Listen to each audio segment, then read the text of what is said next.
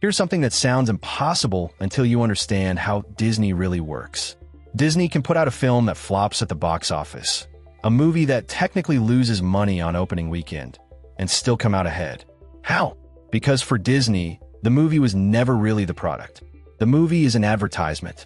A very expensive, very beautiful, 2-hour advertisement for something far more valuable. A character the company will own and rent out for the next 100 years. Let's start with the assumption everyone makes. You think a studio's job is to make movies and sell tickets. Ticket sales matter, sure. But here's the brutal math of the film business. A big movie can cost hundreds of millions to make and market. The cinema takes a large slice of every ticket, and plenty of films never earn that back in theaters at all. If selling tickets were the whole game, Hollywood would be a terrible business. So the smartest player in a room asked a different question, not how do we sell more tickets, but what do we get to keep forever after the credits roll? The answer is the character itself. When Disney creates a beloved figure, a princess, a superhero, a talking animal, it doesn't just make one film and move on. It owns that character as intellectual property. Think of intellectual property as legal ownership of an idea, a name, a face, a story that no one else is allowed to sell without paying you. That mouse, that princess, that hero isn't a one-time product. It's an asset Disney can put to work over and over across toys, clothes, lunchboxes, theme park rides, video games, streaming shows, and sequels for generations. The film introduces the character to the world. The ownership is what prints money for decades. Walk down a toy aisle and you're looking at the real business. Disney doesn't have to manufacture most of those toys itself. Instead, it licenses the character.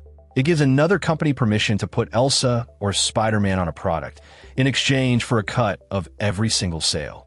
The toy maker takes on the factories, the shipping, the risk of unsold inventory. Disney just collects a royalty on each item that carries its character's face. It's the landlord model again, in a different costume. Let someone else do the hard physical work and own the thing everyone has to pay you to use. A child's backpack becomes a tiny rent check flowing back to Disney. And here's the genius multiplier that a normal product company can only dream of. A washing machine does one job. A Disney character does infinite jobs in infinite places at the same time. The exact same princess can be a movie, a doll, a Halloween costume, a bedsheet, a live show, a stamp, a video game level, a hotel theme, and a ride people wait 2 hours to board, all generating money simultaneously, all from one creative idea the company already paid for once. You build the character once. You rent it out forever in 1,000 forms at the same moment. That's not a product. That's a money printing pattern. Now layer in the parks, because they reveal the deepest trick of all. The films make you love the characters.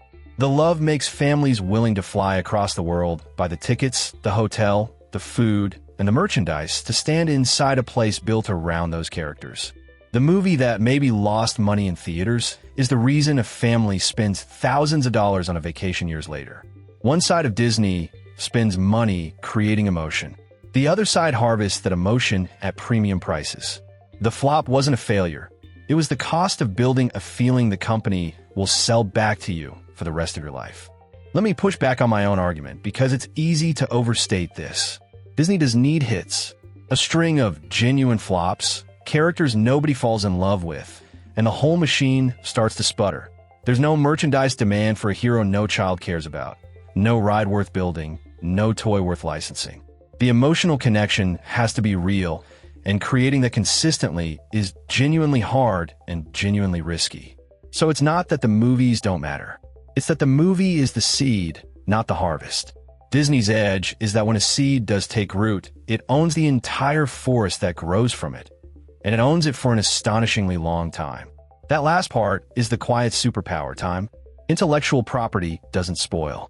A character created generations ago can still sell toys to children whose grandparents grew up on the same face. Disney has built a library of beloved figures so deep that it can re-release, remake, reboot, and re-merchandise them endlessly, each time to a fresh batch of kids and a wave of nostalgic adults. Most companies have to invent their next product every few years or die. Disney can reach back 50 years, dust off a character it already owns, and sell it brand new all over again. The vault doesn't appreciate. It compounds. So here's the real lesson, and it reaches far beyond one entertainment company.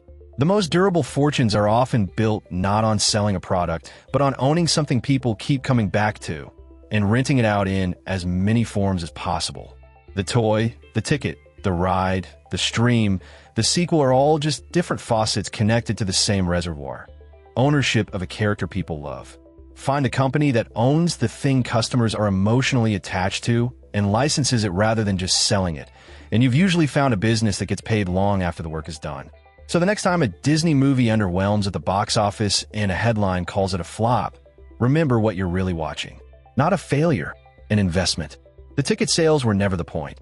The point was to plant one more character into the hearts of millions, take legal ownership of it, and spend the next century renting it back to the world one toy, one ride, one ticket at a time. The movie is the bait. The character is the business. And Disney has quietly become one of the great landlords of the imagination. If you want the next breakdown, subscribe. One new company every few days. Next time, we'll pull apart another business that's far stranger and far richer than it looks.